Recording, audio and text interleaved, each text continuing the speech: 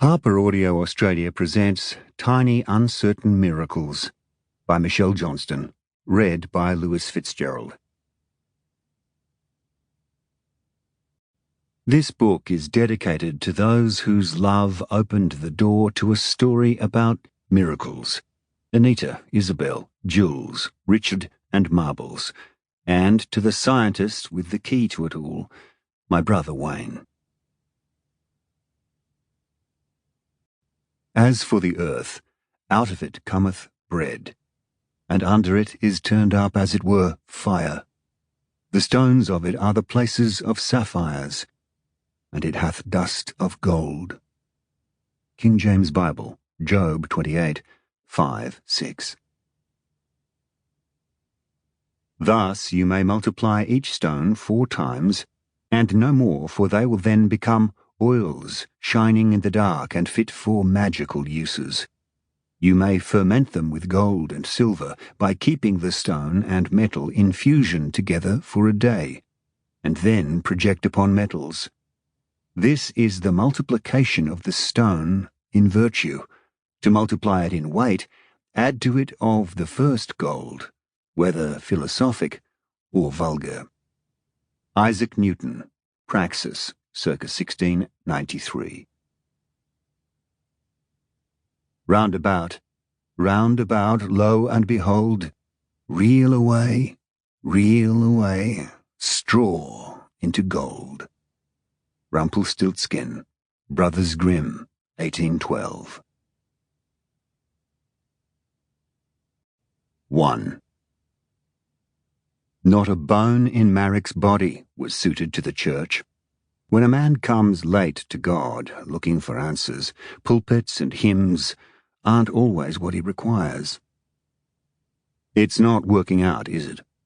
The deacon spoke with his back turned and his soft, leonine hands clutched together. We're happy to write you a reference. There's an opening at the Public over the road, we've heard. Hospital chaplain. Might suit you better. Marick reached behind one ear and wound down the tiny dial.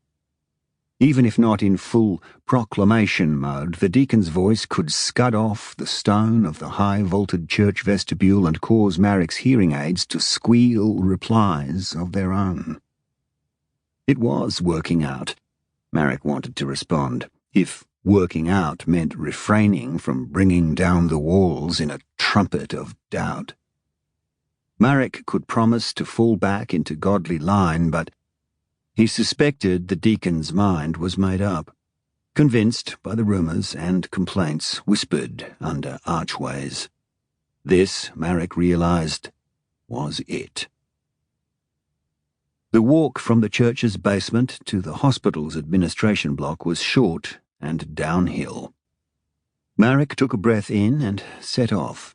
He and his stocky workhorse body, his eggshell hearing, his thick dark hair that defied the meticulous middle part Marick aspired to. Organ song faded out behind him, and several crows circled in the stilted summer air above, as though they were timekeepers on some great astronomical clock. The white blast of daylight was a surprise, and Marick blinked in its glare.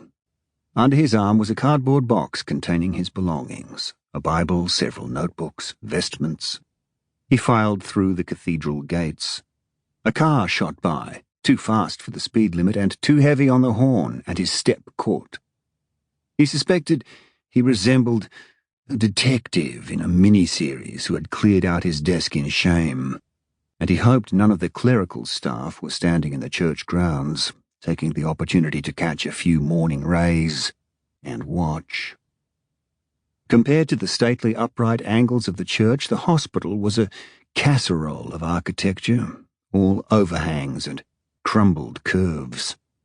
The front entrance was obscured by mushrooms of smoke rising from patients in concerted huddles, many in gowns and wheelchairs, and accompanied by metal poles hung with intravenous fluids like lampposts, all of them puffing away in the cool shade of the no-smoking signs.